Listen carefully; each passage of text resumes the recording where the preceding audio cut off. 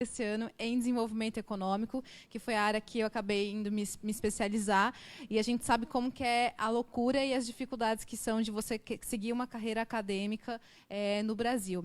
E, bom, para tentar resumir um pouco a minha apresentação, nos meus projetos, nas minhas pesquisas, a gente vê a necessidade de você atrelar a política à ciência, em especial política científica para o desenvolvimento do país. E, no nosso caso, a gente está falando somos pré-candidatos a deputados estaduais, no caso específico de São Paulo.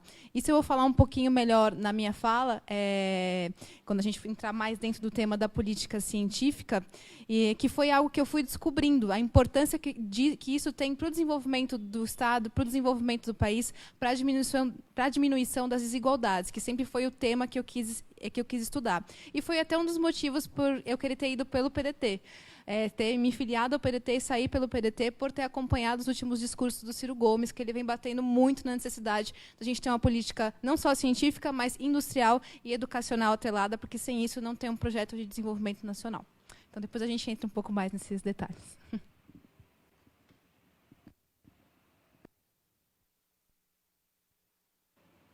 Ligou. Eu não gosto muito de microfone, mas boa noite a todo mundo. Boa noite, pessoal que está assistindo aí pela internet. Obrigada aí à turma do Tapera. Aqui é um lugar que costuma fazer debates muito interessantes. Eu já tive aqui algumas vezes e parabéns aqui pelo espaço. Meu nome é Mariana Moura. Sou doutoranda em energia, fiz mestrado em energia e estou fazendo doutorado em energia.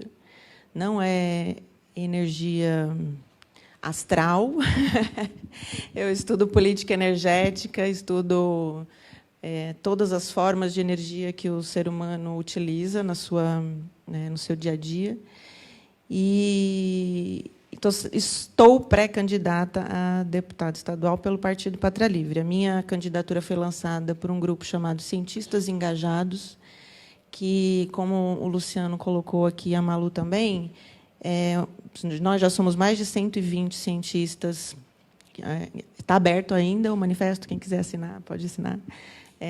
Nós somos mais de 120 cientistas preocupados com a participação política da ciência. A nossa preocupação inicial foi, primeiro, o fato de que a gente vê um Congresso Nacional que vota questões importantes para o país sem um mínimo de embasamento científico, ou seja, desconsiderando completamente o embasamento científico e o avanço da ciência brasileira, por um lado, e, por outro, um executivo e um legislativo também que não levam em consideração a importância da ciência para o desenvolvimento do país, e isso significa que a primeira coisa que é cortada quando tem uma crise econômica é a ciência, são os investimentos em ciência. E a gente chegou à conclusão que a gente só vai conseguir mexer nisso e brigar pela ciência por dentro do Congresso, porque por fora a gente já tem feito, né, muitas mobilizações, manifestações, tem a SBPC, tem a Academia de Ciências, que tem feito um trabalho muito importante na divulgação da ciência como motor do desenvolvimento, mas esse trabalho está tendo zero ou quase nenhum resultado dentro do Congresso Nacional. Então, a nossa proposta é construir uma bancada do conhecimento, levar cientistas, pesquisadores, intelectuais, pessoas que vão fundamentar a sua atuação parlamentar nos avanços mais recentes da ciência brasileira e mundial e construir um país que tenha como fundamento, que tenha o desenvolvimento fundamentado no desenvolvimento científico e na ciência nacional.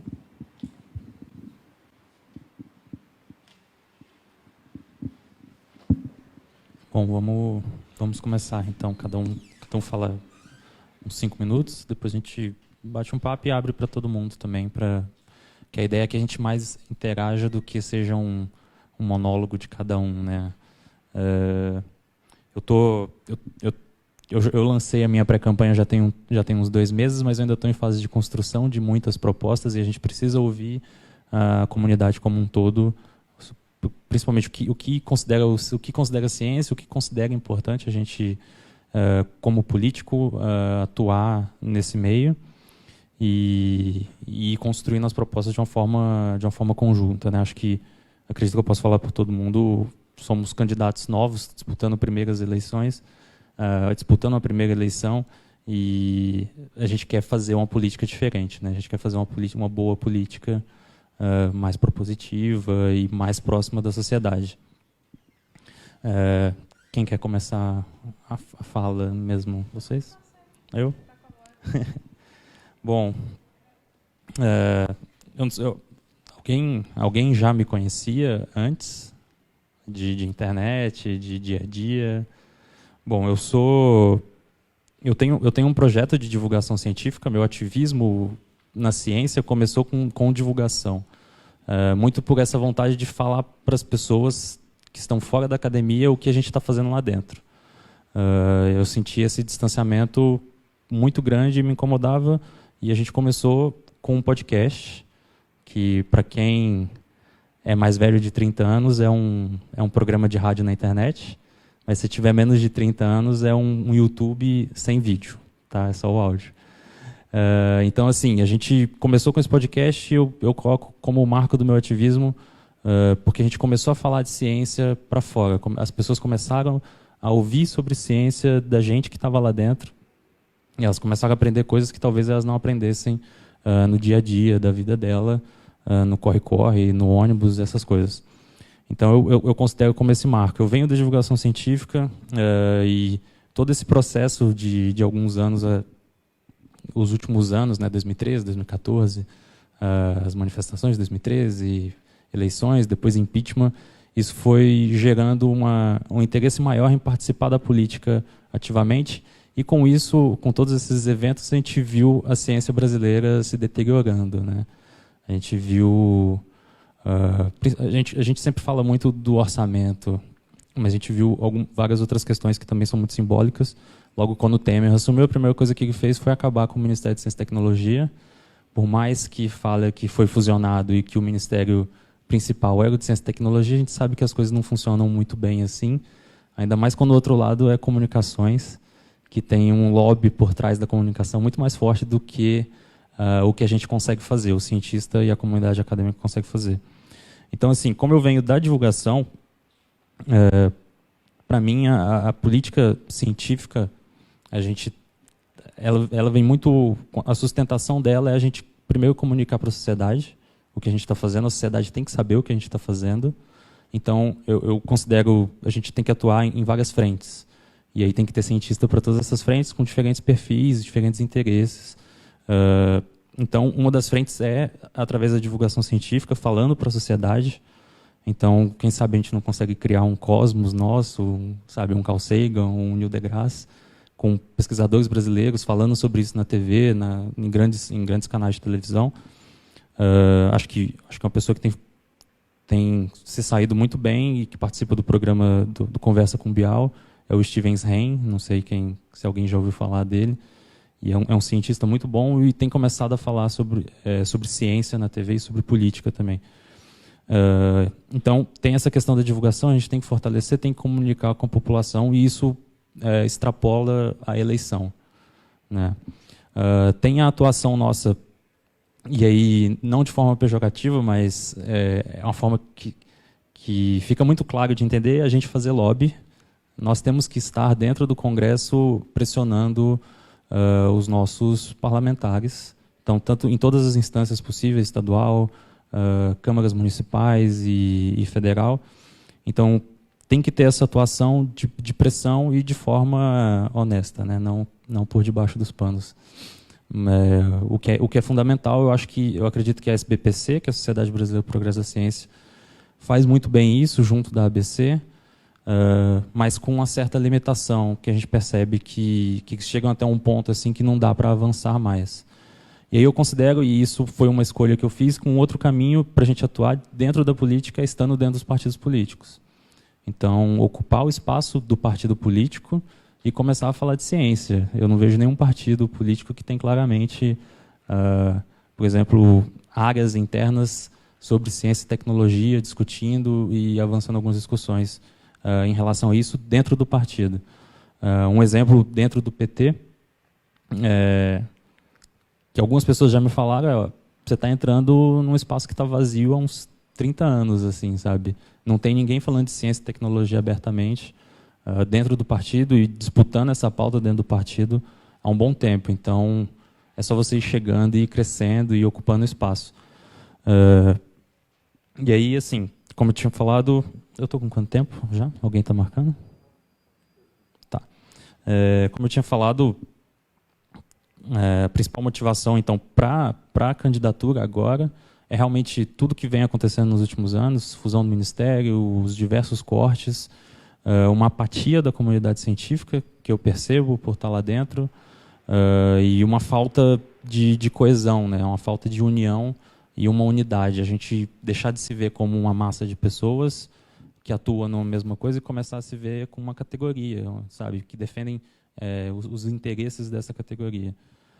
Eu fiquei muito feliz quando eu fiquei sabendo dos cientistas engajados, que é um começo disso também, e a gente precisa de mais coisas. Algo recente que foi bem interessante foi o Conhecer, foi um evento que aconteceu sábado passado. Divulgadores de ciência, principalmente na internet, se reuniram para sabatinar os presidenciáveis, ou representantes dos presidenciáveis. Foi bem interessante, o Ciro estava, ele fez algumas colocações muito interessantes e outras que todo mundo ficou meio assim, mas é normal. Por exemplo, ele falar de, caso seja eleito, destinar 2% do PIB para a educação, para a ciência e tecnologia, desculpa. Então, isso é uma proposta interessante que a gente gostaria de ver em todos os outros candidatos, né? E aí, então, eu acabei falando um pouco mais geral, depois a gente vai entrando em alguns tópicos mais específicos. Uma coisa muito legal da ciência e que a gente tem que começar a aprender a falar para as pessoas é mostrar que tem ciência em praticamente tudo, assim, né? Então, a minha pauta principal é ciência, mas eu tenho vários outros temas secundários dentro de educação, dentro de saúde, dentro de segurança pública, que a gente consegue usar a ciência dando subsídio para a gente discutir todas essas questões, né? Então, acho que é isso. Eu vou passar para a Malu ou para a Mariana, vocês decidem. Bom, primeiro eu queria ressaltar uma coisa que você falou, que é diferente de você ter um debate assim com pré-candidatos a deputados estaduais. Isso já mostra uma diferença na política, né? Como que a gente representa a renovação, porque geralmente evento com pré-candidato, gente, é bandeirinha, é discurso pronto, não é um debate sobre proposta. Então, eu acho que isso já simboliza uma renovação e da gente estar aqui discutindo um tema que é pouquíssimo debatido e que pouquíssimo dá ibope quando você está falando de período eleitoral, de pré-campanha, né, no caso. E eu vou fazer uma fala, acho que um pouco mais diferente, porque eu não sou cientista.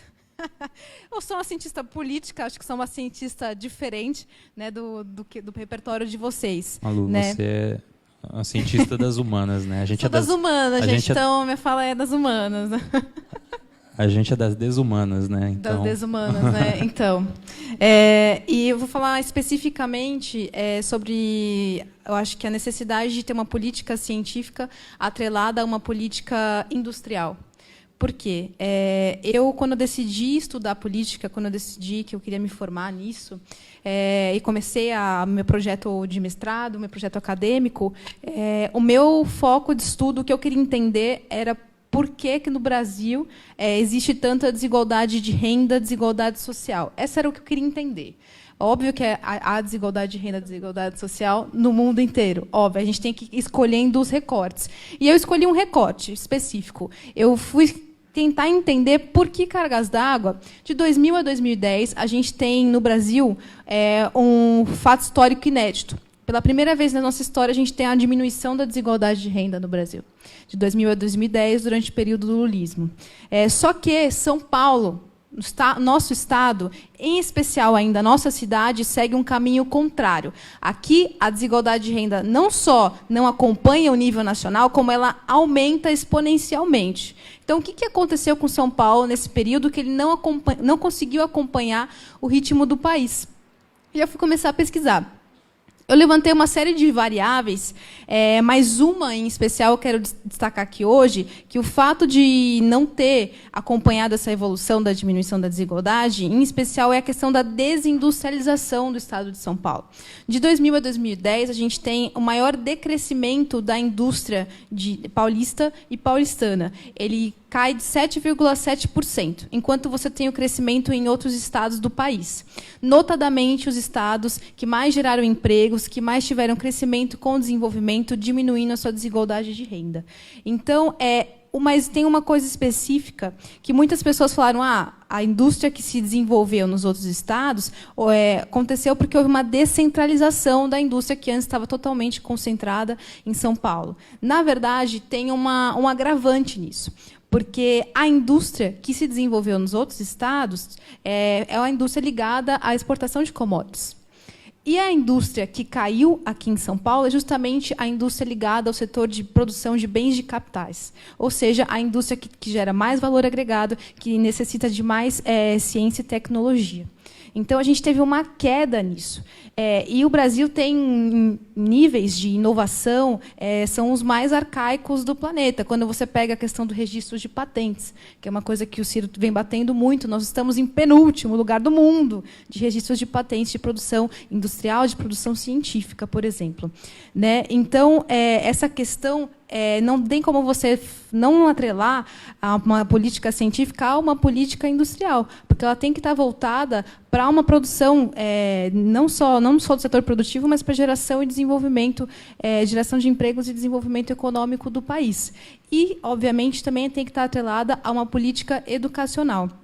A gente fez uma pesquisa no começo do ano, não, foi em maio, né? A gente ficou mais ou menos um mês desenvolvendo uma pesquisa, que foi uma consulta pública que a gente fez por todo o estado de São Paulo. A gente fez essa pesquisa online e nas redes e nas ruas também. A gente fez um foco na capital, mas a gente conseguiu expandir também para litoral e interior. A gente ouviu mais de 3.000 pessoas para saber o que elas entendiam que era o pior problema do estado de São Paulo e qual que era a melhor qualidade. Aí, dessa média, a gente começou a traçar uma série de pautas prioritárias a serem debatidas para a gente melhorar os problemas de São Paulo. O pior problema, segundo a maior parte das pessoas, em qualquer região, quando a gente vai estratificar os dados dessa pesquisa, é a questão do desemprego. Interior, litoral, capital, o pior problema é o desemprego. E as qualidades, quando elas apareciam, porque as pessoas mais reclamam, né, as qualidades eram infraestrutura, consumo. Eu gosto de ter um equipamento cultural, eu gosto de ir no shopping, aqui é legal porque é uma região segura e tem muita opção de lazer e comércio. Então, essas eram as maiores qualidades que eles enxergavam em São Paulo, e a pior coisa é o desemprego. O que esse dado trouxe para a gente? Esse dado trouxe para a gente 12 propostas, 12 pautas prioritárias para a gente debater no estado de São Paulo, para conseguir entregar mais aquilo que a população acredita que é uma qualidade e diminuir o principal problema de hoje, que é a questão do desemprego. E uma das pautas que a gente levantou nessa pesquisa, a gente deu o nome de Em Busca da Próxima Grande Coisa. Por quê? Porque, notadamente, o país que mais gera patentes, o país que tem o maior número de inovação, que mais investe em ciência e tecnologia, a gente tem o caso dos Estados Unidos, porque eles estão sempre em busca da próxima grande coisa. E eles incentivam muito isso. E quem tem que fazer isso, quem fez isso, pelo menos historicamente, é sempre o Estado. É sempre uma política científica. Né? Quando você vai analisar o próprio caso, como já mencionei, dos Estados Unidos, pós-guerra, pós-Segunda Guerra Mundial, eles colocam todas as instituições, o Exército norte-americano, né? Você tem até a Mazzucato, que é uma escritora que fala da questão do Estado empreendedor nos Estados Unidos, dele está dando todos os incentivos para gerarem novas tecnologias. Né? Já vou encerrar minha fala aqui, mas eu trouxe essa questão porque a gente precisa tem que levar essa interface da política educacional, científica e industrial como um ponto-chave para a gente levar o desenvolvimento econômico para o nosso país e para gerar empregos. A gente não vai gerar emprego sendo o maior exportador de soja e não gerando patentes.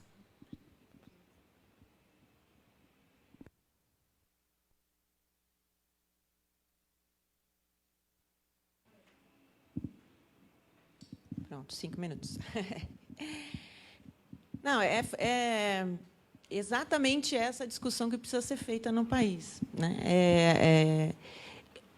como que a ciência e tecnologia, como que o desenvolvimento científico e tecnológico pode contribuir para o desenvolvimento do Brasil enquanto nação, né? Quem nós queremos ser daqui a 20 anos?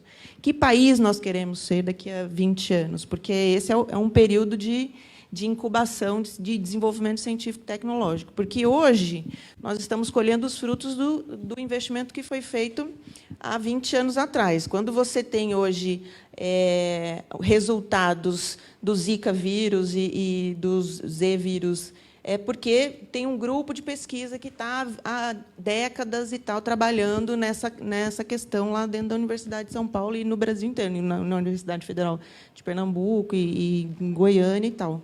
Então, assim, tem grupos de pesquisas que se formam durante anos. E, no momento em que você tem um corte nos recursos na área de ciência e tecnologia, você desmonta esses grupos, porque uma parte desses pesquisadores está indo para outras áreas. Então, eu estou sabendo de doutorandos e pós-docs que estão dirigindo Uber, né? E outra parte desses pesquisadores vai para fora do país para poder continuar suas pesquisas. E os laboratórios aqui e os grupos de pesquisa ficam inviabilizados. Eu estou achando muito importante esse momento político eleitoral do Brasil, porque vem vindo num crescendo o debate sobre ciência e tecnologia no país, e este é o momento, esta eleição em que a gente vai levar esse debate para a população como um todo. Então, assim, é importante, por um lado, a questão da divulgação científica, como o Luciano falou, você chegar na população e contar para a população quais são os grandes avanços das pesquisas brasileiras, e, por outro, você tem que discutir a importância da ciência para o desenvolvimento nacional, geração de emprego de qualidade com salários maiores. Discutir ciência, discutir projeto científico, a gente tem que discutir isso de forma séria. O Brasil precisa discutir de forma séria um projeto de ciência nacional, porque ele está sendo discutido dentro da academia, está sendo discutido dentro da Academia Brasileira de Ciências, da SBPC, mas no Congresso Nacional e no Executivo não está. A gente precisa levar essa discussão e fazer essa discussão de forma séria.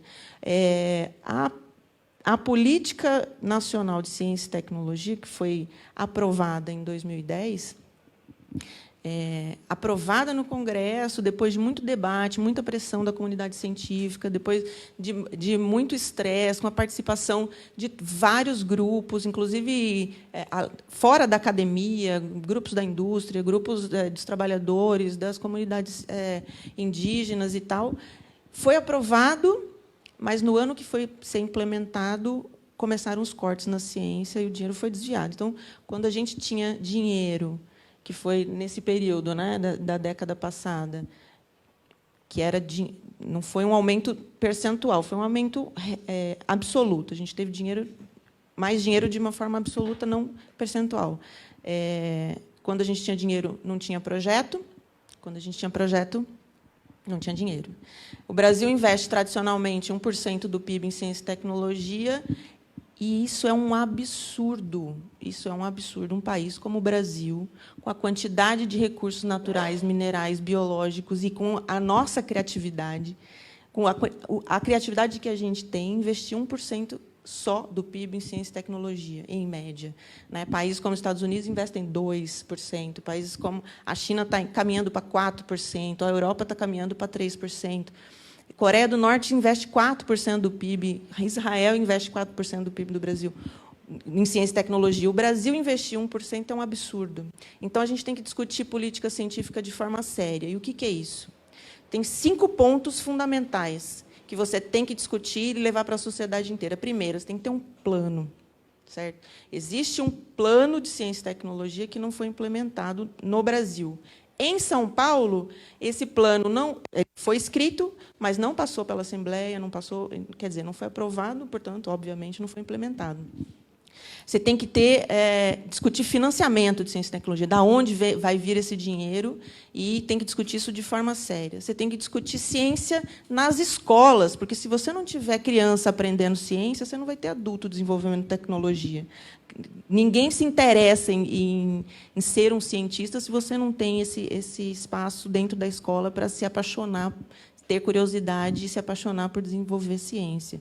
Você tem que discutir ciência na universidade, porque 70% da ciência brasileira é feita dentro das universidades públicas brasileiras.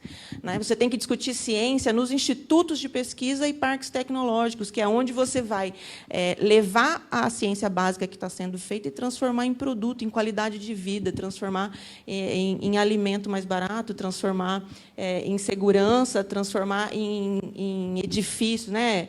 Materiais novos para a construção mais barata e mais rápida. Então, você tem que discutir com seriedade esses 5 pontos e levar isso para a eleição, para todos os candidatos a presidente, para todos os candidatos a deputado, para o Congresso Nacional, para os senadores. Então, é essa a proposta da nossa campanha.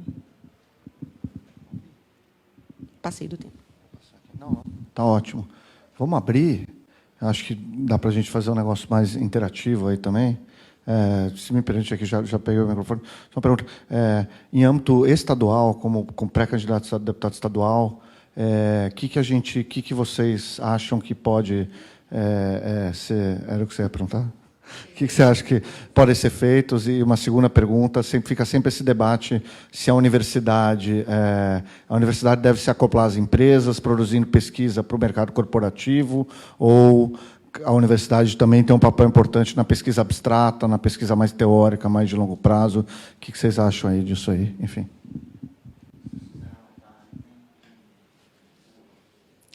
Eu vou emendar na pergunta, é mais ou menos a mesma direção.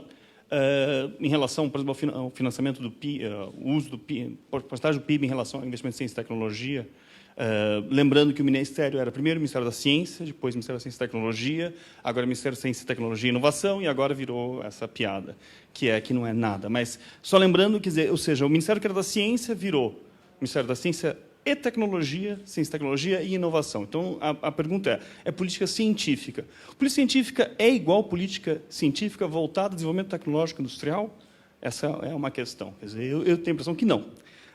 Porque, afinal de contas, falando dos 4% da Coreia do Sul ou os 2% dos Estados Unidos de investimento em relação ao PIB, a política científica de ciência de base e de universidades, etc., ela é diminuta. Quer dizer, se você pensar, na pesquisa FAPESP desse mês, saiu que a maior instituição de patentes é a Unicamp, o que é absolutamente surreal, porque patente não é uma coisa que a universidade tem que fazer. Residual na universidade é que a patente é coisa de indústria. Quer dizer, ou seja, que política científica tecnológica pode ser pensada em relação no Estado de São Paulo, porque eu acho que essa é a questão, voltado para isso. E a outra questão, isso sem jamais deixar a atenção para isso, porque é isso que o Goldenberg aceitou ao dar 250 milhões, um quarto do orçamento da FAPESP, para os institutos tecnológicos. Quer dizer, um pouco esse o acordo que está sendo feito há muito tempo, desde a gestão do Covas, né? O Covas foi o primeiro que começou a querer tirar o dinheiro da FAPESP para desenvolvimento tecnológico pensado para a indústria, e que nunca deu certo. Então, a questão que eu levanto para vocês, como possíveis deputados estaduais, como é que vocês veem essa tensão entre o que é ciência e tecnologia, o que é ciência, política científica, o que é política tecnológica, industrial, e como agir em relação a isso, para, de fato, a gente ter uma política que seja científica, por um lado, porque a gente achar que é simplesmente desenvolvimento tecnológico não dá em nada, né? Precisa de ciência de base, precisa absolutamente, isso é essencial. Como é que vocês estão pensando isso? Isso é a primeira questão. A segunda questão concordo com a questão acadêmica, que o mundo universitário precisa se abrir para o resto do mundo, acho perfeito isso. O Boaventura de Souza Santos tem uma fala muito interessante, que ele diz que se a universidade não se abrir para a única parte da sociedade que ainda não a despreza, porque a elite despreza a universidade, a classe média não tem mais necessidade da universidade, ou seja, seria com as classes populares, uma ideia interessante de pensar. Isso se daria pela extensão, que é absolutamente desprezado na universidade. Como é que vocês pensam essa relação? Quer dizer, qual é o papel da universidade hoje? Estão pensando na questão da política científica acadêmica propriamente. Quer dizer, qual é a função da universidade hoje? E pensando, no caso do Estado de São Paulo, que é, de fato, o lugar onde o parque universitário é o maior do país, é o maior da América Latina, em geral, né? E um dos maiores do Cone Sul, do Sul-Sul, né? Então, como é que vocês pensam isso? Como... Ah, tá. E é isso. Pronto. Valeu, obrigado. Podemos começar? Você pode começar aí? Bom, as perguntas longas. Vou começar pela sua, principalmente essa relação da universidade com o restante da sociedade, né? Acho que quem passou pela universidade vê o quanto ela é distante, o quanto ela é muito pouco acessível e não muito atraente para classes da população que nunca tiveram acesso, né? Então, eu vejo que a gente tem que começar a atuar mais ainda dentro da universidade e tentar quebrar essa barreira que distancia a população. Uma coisa boa que a gente está começando a ver, principalmente nas estaduais aqui de São Paulo, assim, principalmente não, né? Isso começou nas federais por uma iniciativa do governo federal, que foram as cotas, e a gente começa a ver as cotas tanto para a população negra quanto para pessoas de baixa renda, e a gente começa a ver a universidade mudando mesmo. Você começa a ver pessoas que você não costumava ver dentro da universidade e começa a perceber algumas novas interações, novas formas de se discutir a universidade, de se discutir o espaço. E isso acho que tem sido algo bem interessante. As nossas estaduais demoraram muito para fazer isso. Foi aprovado no ano passado.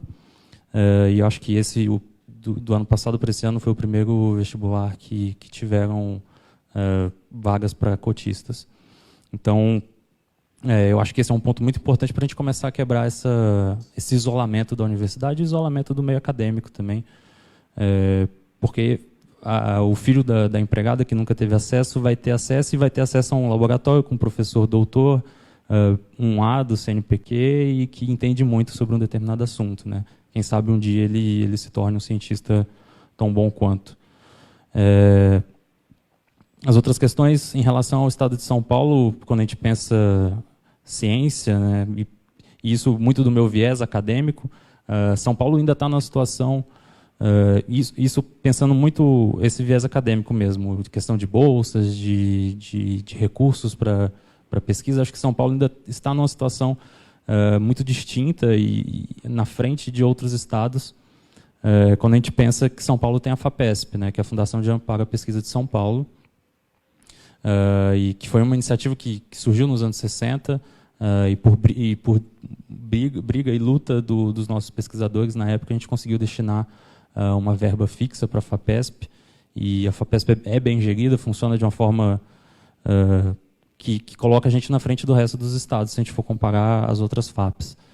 Então, isso é bom, isso a gente percebe que é uma coisa que é vantajosa para o estado, mas a gente sabe que tem vários problemas. Uma das coisas que aconteceu em 2016, que você também citou, de tentar se remanejar 10% do orçamento da FAPESP para os institutos de pesquisa do Estado.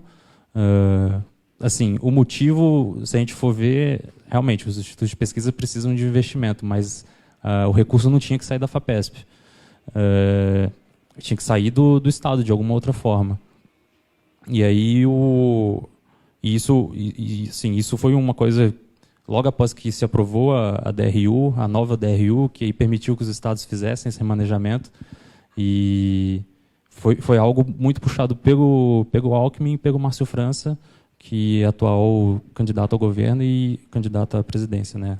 Não respectivamente, porque eu inverti aí, a Alckmin à presidência e o Márcio França ao governo.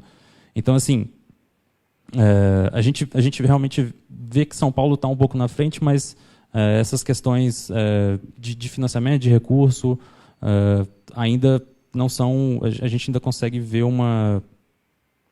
a discussão não tão aprofundada no nível político. E aí a Malu falou a questão muito importante do emprego, e aí tanto a ciência gerando um produto ou algum processo que vai gerar emprego. Acho que um exemplo bom é o acelerador novo que estão construindo, os Sirius, que todo ele gerou uma cadeia de produção de novas tecnologias por empresas brasileiras, de novos profissionais, gerou emprego. Então foi 1 bilhão e pouco, muito bem gasto, melhor gasto do que os estados da Copa, né? Então a gente podia construir 15 aceleradores de partículas, que eu ia ficar bem mais feliz. Então, e aí São Paulo tem uma característica muito interessante, que tem muitas empresas tecnológicas aqui, apesar de a gente ver eu ainda não li seu trabalho, eu tenho que ler depois. Esse processo um pouco de desindustrialização, mas São Paulo ainda tem algumas coisas interessantes que a gente observa em São José dos Campos, por exemplo, que é um polo tecnológico muito importante, com o INPE, que gera todas as nossas previsões do tempo, o ITA, a Embraer, que agora uma parte dela foi vendida também, e todas essas questões estão muito relacionadas com o Brasil como um todo, né, com São Paulo. Então, previsão do tempo, a gente consegue determinar questões em relação à agricultura, né, os ciclos para plantação e todas essas questões, tecnologia do ITA e da Embraer relacionado à defesa. Então, são todas relacionadas à segurança também, se a gente for pensar em fiscalização de fronteiras, todas essas questões. Então, São Paulo continua sendo um líder tecnológico, científico, mas a gente tem que investir mais. As universidades estão numa situação muito complicada, as universidades estaduais, sem receber mais recursos há muito tempo, por mais que seja um valor fixo que se recebe, e por mais que em alguns momentos o Estado arrecade mais, a gente em alguns momentos arrecade menos, né? Acho que foi nos últimos anos. A gente percebe que as universidades estaduais praticamente dobraram de tamanho também e precisava ter dobrado o investimento. Então é isso, vou passar para frente. Bom, é importante você ter falado isso, né? Que eu só meti o pau aqui e falei, não, porque desindustrializou, perdeu. Mesmo com a desindustrialização, São Paulo ainda é o maior parque produtivo industrial do país e, como o Luciano comentou, ainda sai na frente por ter uma instituição como a FAPESP aqui no nosso estado. Então, a gente ainda tem 30% da produção, né, industrial, por exemplo, do país. Então, não quer dizer que a gente está numa situação ruim comparado ao resto do país. Porém, poderia estar muito, muito melhor. São Paulo, eu acho que tem não só a oportunidade, como a responsabilidade de se tornar a vanguarda que vai levar o desenvolvimento científico e tecnológico para o resto do país, por a gente ter essas vantagens competitivas em relação aos outros estados, como o Luciano acabou de pontuar. Porém, ao invés de aproveitar essa nossa vantagem, o governo do estado de São Paulo, nos últimos anos, ele só vem deteriorado a sua política voltada para a ciência, seja no âmbito educacional quanto no âmbito industrial. Eu não vejo essas políticas, a política industrial, educacional e científica, como coisas estanques. Aí uma é uma coisa, outra é outra coisa. Eu vejo elas como coisas imbricadas. Elas estão juntas, né? E isso é uma tendência que eu venho analisando nos últimos anos e também comparado com os outros países, né? Então, eu acredito que foi dito aqui em uma das perguntas se há a possibilidade, a necessidade de fazer uma parceria entre universidades, entre governo e entre empresas. Isso deve ser feito. Isso tem que ser feito para ontem, porque, na minha opinião, como comentei com vocês, essas coisas elas andam juntas, né? Então, você tem que ter a iniciativa privada de um lado, junto com o governo incentivando a pesquisa. E como uma proposta que a gente que o Luciano já comentou, a necessidade de você ampliar o escopo das bolsas de pesquisa científica, do alcance dos institutos de pesquisa também. Porque, senão, a gente também pode formar mais cientistas, porém com muita desvalorização. As pessoas que conseguem chegar a um mestrado, a um doutorado hoje, que até você comentou, a gente vê muito doutor hoje dirigindo Uber, porque também não tem oportunidade. E essa é uma das coisas que eu destaco mais quando eu falo da questão da política industrial estar atrelada a isso para a geração, para a maior geração de empregos, né? Então, eu acho que, para também resumir um pouco a minha fala, eu acredito que essa deve ser a ponta de lança quando a gente está falando do que vocês propõem, né, em relação ao nível estadual. Eu acho que o governo do Estado de São Paulo deve adotar uma política que favoreça a sua indústria e que não faça a gente migrar a indústria que a gente tem aqui para os outros estados que estão oferecendo vantagens competitivas para as suas indústrias e para a gente poder competir também com a... Desculpa. Até engasguei.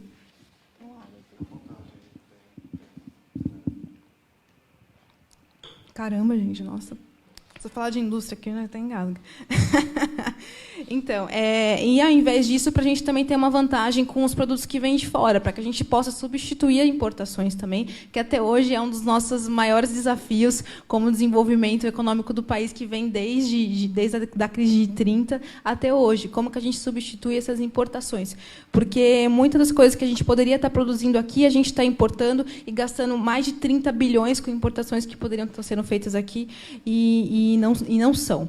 Então, eu acredito que, para isso, a gente precisa ter uma política que desenvolva, uma política científica para desenvolver essa tecnologia, para desenvolver o que a gente necessita para a gente ter uma indústria de ponta, para a gente entrar, por exemplo, com força na quarta revolução industrial, que tem chamado, na era da indústria 4.0, que vocês, como cientistas, podem falar um pouco melhor do que eu. Olha, você é cientista também, viu? Eu vou falar uma coisa para você. Eu não sou só das naturais, né? Eu fiz relações internacionais. O meu curso de graduação está dentro das humanas. Eu vou começar pelo final para chegar no começo. Política científica versus política tecnológica. Eu anotei aqui um versus o outro, porque, pelo que eu entendi, a sua pergunta foi, né, citaria uma coisa em oposição à outra. Desenvolvimento tecnológico é a ponta do processo científico, né? O desenvolvimento, a inovação é a ponta do processo científico, né? A inovação que é não só em produtos objetivos, mas inovação em políticas sociais, inovação, né, em todas as áreas da ciência. Então, a inovação está na ponta do processo científico. Para chegar nessa ponta, a gente tem que passar por todas essas fases que eu estava comentando aqui antes. A gente passa pela ciência exploratória, né? A gente passa pela ciência de bases, que é a ciência de base que é fundamentalmente exploratória. A gente passa pela ciência com o objetivo de resolver um problema, para depois chegar na solução objetiva do problema. Então, assim, não está em oposição uma à outra, na minha opinião pessoal e na opinião de várias pessoas com quem eu conversei sobre esse assunto, mas é o ápice do processo. Mas, para você chegar lá, você tem que necessariamente passar pelos processos anteriores. Um grande problema da ciência brasileira, especialmente dentro da pós-graduação, uma coisa que o Walter Neves, que é o nosso pré-candidato a deputado federal, fala muito, é que a pós-graduação brasileira ela é fundamentalmente exploratória. Então, você tem quadros excelentíssimos em levantamento de dados. Então, a gente tem uma quantidade gigantesca de dados, pessoas muito bem capacitadas para fazer isso, tanto que, fora do Brasil, os pesquisadores brasileiros, os pós-graduandos brasileiros, têm tem conseguido se destacar. Mas na pesquisa para solução de problemas e na pesquisa teórica, porque você precisa de teoria para poder resolver problemas, nós temos uma dificuldade ainda dentro da pós-graduação. E o que acontece? A gente produz esses dados, muitos dados, e exporta esses dados, porque os países que têm uma pesquisa mais... exatamente, a gente exporta dados. Os países que têm pesquisa para a solução de problemas, eles utilizam os nossos dados para poder chegar a conclusões e produzir, obviamente, soluções, sejam elas tecnológicas, sejam elas soluções sociais. Então, por um outro lado, a gente importa essas soluções, né? Seja importar equipamentos objetivos, seja importar remédios, seja importar máquinas, equipamentos de pesquisa, e a gente paga, o Brasil paga atualmente 20 bilhões de dólares por ano só em royalties e licenças de uso, né? Além de você pagar o equipamento, você tem que pagar o royalty, a patente, né? Eles têm a patente, então eles, né, recebem os royalties. Então, são 20 bilhões de dólares por ano. Para você ter uma ideia, os Estados Unidos recebem 100 bilhões de dólares por ano em patentes e licenças de uso, né? Isso é importante, inclusive, você estava falando aqui de economia, importante nas divisas internacionais, né, no balanço de pagamento do país. Então, política científica versus política tecnológica. Relação universidade-sociedade. Eu tenho uma opinião muito forte sobre isso, porque a minha atuação política toda, mais recente, foi feita dentro da Universidade de São Paulo, mas eu acredito na autonomia da universidade. Então, eu estou aqui como candidata a deputada estadual. Se você quiser, depois a gente pode conversar sobre isso. Eu acho que a Assembleia Legislativa não tem que interferir nessa questão, mas eu tenho uma opinião muito formada sobre isso. E universidades e empresa, a mesma coisa. Universidades e empresa, eu posso falar um pouco mais, porque é o seguinte, a pesquisa científica no país, especialmente no Estado de São Paulo, e aqui eu vou entrar um pouco no Estado de São Paulo, porque o nosso Estado ele tem o melhor equipamento científico do país inteiro. E o que eu estou falando de equipamento científico? Estou falando de escolas que têm, uma boa parte tem laboratório, mas estão com problema porque não tem dinheiro para comprar os insumos para usar os laboratórios e não tem técnicos para que esses laboratórios sejam usados, por um lado. Então, entre as nossas propostas está a contratação de técnicos para os laboratórios nas escolas e a garantia de insumos para esses laboratórios. Tem as escolas técnicas, né? O Centro Paula Souza tem formado, ao longo do tempo, muitos técnicos na área de laboratórios de química, física e tal, também importantes para participar do processo de desenvolvimento científico. Mas a nossa proposta é que tenha mais ainda cursos nessa área, formação de técnicos especializados na área científica. A gente tem as universidades estaduais paulistas, que tem, mais recentemente foi a USP que aprovou as cotas, mas a Unicamp, por exemplo, tem um projeto lindíssimo de extensão que vai até as escolas no entorno da universidade e leva os seus alunos para essas escolas para discutir ciência, para, né, levar o conhecimento adquirido dentro da universidade para as escolas de ensino fundamental e médio. E isso tem feito com que os alunos cada vez mais alunos dessas escolas entrem na universidade por fora das cotas, apesar de eu ser particularmente a favor das cotas. E as propostas para a empresa-universidade. Exatamente. A questão das empresas-universidades, o problema é outro. O problema é o seguinte, no Brasil, as empresas que investem em ciência e tecnologia são fundamentalmente... Não, no mundo inteiro, as empresas que investem em ciência e tecnologia são as grandes empresas. E, no Brasil, as maiores empresas são multinacionais. Tem poucas empresas que são brasileiras. Então, elas vão investir, obviamente, em ciência e tecnologia e desenvolvimento nos seus países de origem. Né? O grande esforço do Brasil, na minha opinião, e no Estado de São Paulo isso é mais fácil de ser feito, porque a gente tem esses equipamentos todos de ciência, é trazer as pequenas e médias empresas para investirem em desenvolvimento tecnológico. Mas é naquela ponta que eu estava falando para você.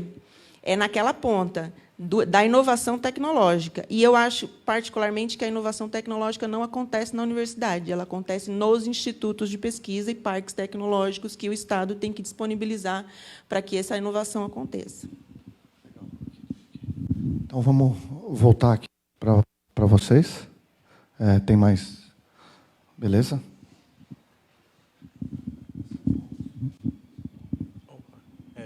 Oi, meu nome é Ricardo. Eu acho que eu só conheço o Luciano daqui. Eu participei da Marcha pela Ciência. E eu tenho duas perguntas. Vou tentar ser bem breve, que às vezes eu falo demais. A primeira pergunta é sobre esse pensamento de como investir em ciência aqui no Brasil, que tem a ver com o que vocês estão falando. Eu estava falando dos números do PIB, e quando eu estava organizando parte do manifesto da Marcha pela Ciência, eu vi que, de fato, nós investimos pouco em relação a países desenvolvidos, e alguns países como China e Coreia que estão se desenvolvendo mais, só que parte é porque os investimentos dele vêm do setor privado, em grande parte. Eles têm muito apoio de empresas que estão dispostas a investir. E aí, aqui no Brasil, acho que você respondeu um pouco da pergunta, que é por que a gente tem tanta dificuldade em trazer empresas e empresários e investir aqui. E, assim, eu acho que, apesar de eu ser mais de esquerda, politicamente falando, eu sinto que nós tivemos uma política, de certa forma, protecionista, mas podem me corrigir se eu estiver errado, que não parece estar funcionando muito bem, no sentido de que a gente paga caro pelos produtos de fora, cobra caro e a indústria nacional não se desenvolve tão bem. Eu não sei se esse cenário vocês consideram uma avaliação correta ou não, porque a gente não consegue desenvolver tanto aqui dentro do Brasil, e gostaria que vocês dessem a opinião. E a segunda pergunta, que também é muito importante para mim, tem muito a ver com esse tópico de política científica, que é algo que eu me interesso mais, é que, pelo que a gente está conversando aqui, tudo que eu percebi é mais uma discussão sobre o lobby da ciência, que é o quanto conseguir políticos que vão lutar por investimento em ciência, tecnologia e coisas desse gênero.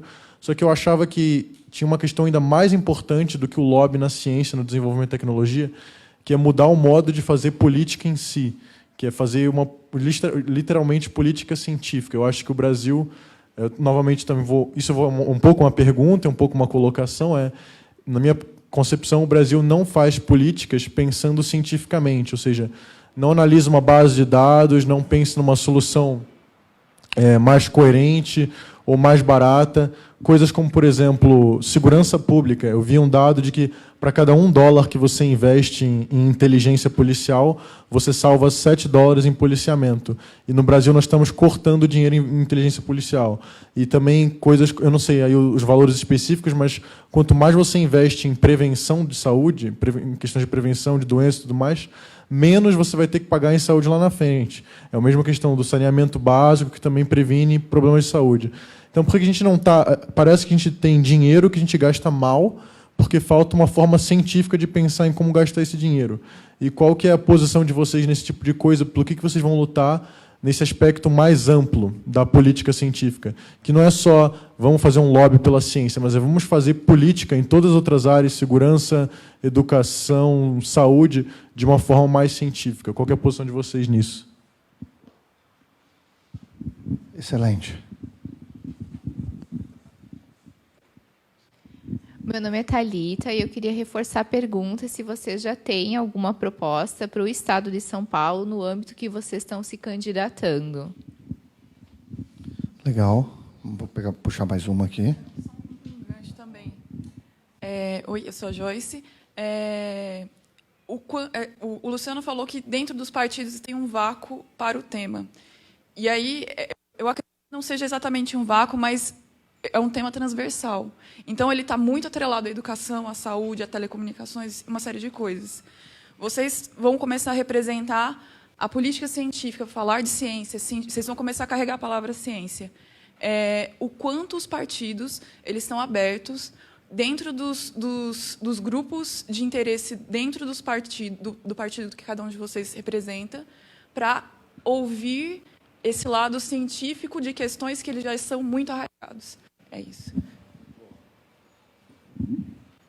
Vou começar com a Mariana aqui agora. Aqui, tá bom? Só para inverter.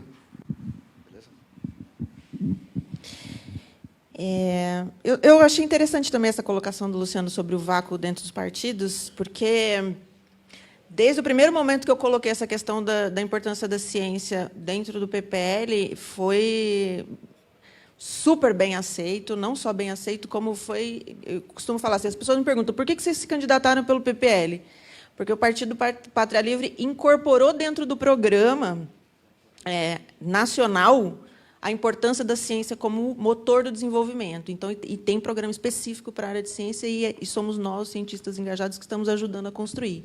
Então, dentro do PPL, o espaço é total. Assim. A gente tem todo o espaço dentro do partido para poder discutir isso, e todas as outras candidaturas que estão se colocando nesse momento dentro do partido estão sabendo dessa discussão, estão dentro dessa discussão, seja no nível estadual, federal, nacional, presidência. Então, está sendo super bem discutido dentro do partido e super bem aceito, por um lado. Protecionismo. Protecionismo é um tema mais econômico do que de política científica. Não, mas é verdade, mas pode ser. Porque é o seguinte, protecionismo foi aplicado... O protecionismo é uma forma de política internacional, comercial internacional, que vem sendo aplicada pelos países desde do início da industrialização. Então, assim, a Inglaterra foi absolutamente protecionista no começo da sua industrialização. Os Estados Unidos foi absolutamente protecionista no começo da sua industrialização. A China, todos os países que se industrializaram, porque tem muitos que não se industrializaram ainda, todos os países que se industrializaram aplicaram políticas protecionistas, de barreira comercial, fundamentalmente. E hoje, apesar da discussão internacional dentro da ONU e tal, se a queda das barreiras comerciais e tal, países como os Estados Unidos ainda são protecionistas porque aplicam barreiras outras, né? Barreira sanitária, barreira... Eles inventam todas as desculpas para poder impedir a importação de produtos que eles consideram que é melhor comprar internamente, que é melhor estimular internamente. Então, me incomoda um pouco esse discurso de que o protecionismo causou preguiça nas empresas brasileiras. Me incomoda um pouco. Mas, para poder desenvolver qualquer setor que a gente achar prioritário, a gente vai precisar fazer algum tipo de política protecionista. Qual ela vai ser? Aí isso precisa ser decidido. A gente gasta mal o dinheiro, política científica, né? A gente gasta mal o dinheiro. Essa foi a proposta original do grupo dos cientistas engajados. A gente precisa colocar ciência na política, porque eu, particularmente, considero que o que é feito hoje no Congresso Nacional não é política. Para mim, aquilo lá é politicagem. Certo? Esse diz que me diz, que esse toma lá, dá cá, para mim, não é política. Para mim, política é isso que a gente está fazendo aqui agora. É discutir, é conversar, é convencer as pessoas, ser convencido, estar aberto a isso, né? De debater e representar realmente os interesses das pessoas que votaram em você. Então, existem várias formas de representatividade. A forma que eu defendo e que eu pratiquei quando fui eleita representante dos estudantes de pós-graduação no Conselho Universitário da USP foi, sempre que tinha uma questão polêmica que não estava no meu programa, eu voltava, fazia assembleia, conversava com as pessoas, e aí, qual a posição que eu vou tomar lá? Porque, apesar de eu ter a minha posição, eu represento vocês. Então, isso, para mim, é política. E isso, para mim, tem que ter fundamentação científica, necessariamente. A minha prática pessoal é de fazer política com fundamentação científica. Então, eu vim aqui com esse textinho aqui, eu estudei para caramba e tal, tem um monte de dados, material e tal, conversei com várias pessoas que são nas áreas específicas que eu estou propondo, que eu estou colocando propostas. Propostas para o Estado de São Paulo. Nessas 5 áreas que eu coloquei aqui antes, financiamento, plano, financiamento, ciência na escola, universidade e nos institutos de pesquisa, em todas essas 5 áreas, tem propostas, estão no plano, que vai ser divulgado, se Deus quiser, amanhã, no nosso Facebook Cientistas Engajados, no plano para deputado estadual. Então, assim, entre as propostas que a gente está colocando a gente precisa de um programa que leve os estudantes das universidades estaduais para dentro das escolas. A gente precisa de um projeto de extensão, entendeu? Isso é extensão. A extensão não está sendo aplicada dentro das universidades, especialmente dentro da USP, que é de onde eu venho. Então, é um programa de extensão universitária. A gente tem que ter insumos dentro das escolas e a gente tem que ter laboratórios equipados dentro das escolas. A gente tem que contratar pessoas e professores especializados. Você sabia que, eu estava vendo hoje, 71% dos professores de física não são formados em física. E agora a situação vai piorar, porque essa base nacional curricular aí está acabando vai acabar com as aulas de física e química e biologia nas escolas públicas, porque as particulares vão continuar dando, certo? Então pode ter certeza que na escola particular vai continuar dando, mas nas escolas públicas isso não vai acontecer. Então, outra coisa que está dentro do nosso programa é lutar pela revogação imediata da lei de reforma do ensino médio e rediscutir essa questão. Se precisa reformar, e precisa, porque a escola ainda está um pouco atrasada em relação às novas tecnologias e a juventude hoje é outra, Precisa reformar? Precisa, mas o que precisa reformar não é isso. Não é sem discutir, não é de cima para baixo, não é ignorando todo o debate que foi feito anteriormente. Então, isso dentro das escolas, universidades. Os institutos de pesquisa, outra proposta nossa, o Instituto de Pesquisa tem que ter dotação orçamentária específica. Foi importante, nesse momento, para os institutos, esse recurso da FAPESP, porque estão absolutamente sucateados. Os institutos de pesquisa estão absolutamente sucateados. Você vai no Instituto Biológico aqui em São Paulo, você dá uma tristeza entrar lá, entendeu? Você vai no Instituto Pasteur, aqui na cidade de São Paulo, já foram institutos que trouxeram muito e agregaram muito valor para o Estado de São Paulo e hoje estão absolutamente sucateados, sem pesquisadores, os pesquisadores aposentando e sem reposição. Então, você precisa ter uma dotação orçamentária específica para os institutos de pesquisa, e isso está dentro da nossa proposta. Bom, tem outras, a gente pode conversar mais. Eu fiz algumas anotações para tentar lembrar de responder tudo. Eu gostei muito da pergunta que ele fez. Por que a gente não? Por que em outros países você vê empresas, né, financiando o desenvolvimento científico e tecnológico e você não vê isso no Brasil? Em parte, a Mariana já falou sobre isso, porque as principais empresas que fazem esse tipo de investimento são as grandes empresas e corporações, e no Brasil a gente tem as multinacionais que desenvolvem isso nos seus países de origem. Então, isso é uma parte do problema, mas tem um problema também anterior, histórico nosso. Por que no Brasil nunca se desenvolveu uma elite empreendedora?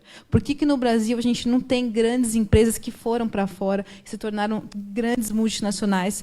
Nós até temos casos, mas a gente, comparado aos outros países e as multinacionais que estamos aqui, ainda é muito ínfimo. Então, esse é um problema, um gargalo do Brasil, que é um problema histórico, que vem desde o século passado. Então, esse é um problema um pouco mais difícil da gente superar. Inclusive, a gente estava participando, eu e o Eric, que está aqui, de uma pesquisa do semestre passado para estudar um pouco melhor a nossa elite, quem que são os grandes empresários brasileiros. E você, notadamente, quando você olha, eles estão mais atrelados ao mercado financeiro e não ao setor industrial, setor produtivo, científico e tecnológico. E os que estão ligados a esses setores estão ligados a empresas multinacionais de fora. Então, você não, querendo ou não, você não tem uma elite empreendedora voltada para o desenvolvimento científico e tecnológico no Brasil. Então, por que a gente não tem o apoio do setor privado? Por que durante o nosso processo de industrialização, que começa fortemente na década de 30 e vai se desenrolando até o final da ditadura civil-militar, você tem coordenando estrategicamente o Estado como o principal player, e há uma grande discussão, né, se foi uma política protecionista, se foi um capitalismo de Estado, mas fato é que a presença do Estado ela sempre é muito forte, não só no caso do brasileiro de desenvolvimento industrial e tecnológico, mas também nos outros países, como também você comentou. Mas a diferença é que você vê hoje muitas empresas investindo nisso, naquela fusão que a gente estava comentando. É necessário hoje, ainda mais em tempos de indústria 4.0, inteligência artificial, Big Data. Como é que você coordena isso sem ter essa imbricação entre as empresas, as universidades, os institutos de pesquisa e o governo coordenando isso?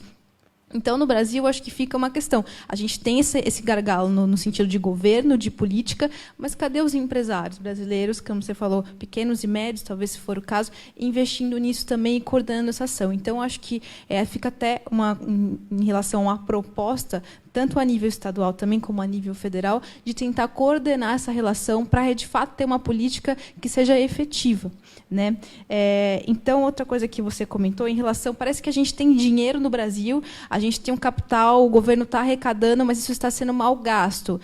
O que eu entendi um pouco também da tua pergunta foi como vocês, enquanto, né, pré-candidatos, pretendem ter uma gestão, se é que pode usar essa palavra, mais eficiente, que consiga propor algo também para ter um melhor controle, melhor gasto do dinheiro público. Como que vocês, dentro da própria gestão de vocês, podem usar a ciência e a tecnologia para gerir melhor o dinheiro público? E eu acho que isso é muito importante quando a gente tem lá, quando você né, uma pesquisa recente da FGV, perguntando qual que era o principal problema do Brasil, está lá em primeiro lugar, por exemplo, a questão da corrupção.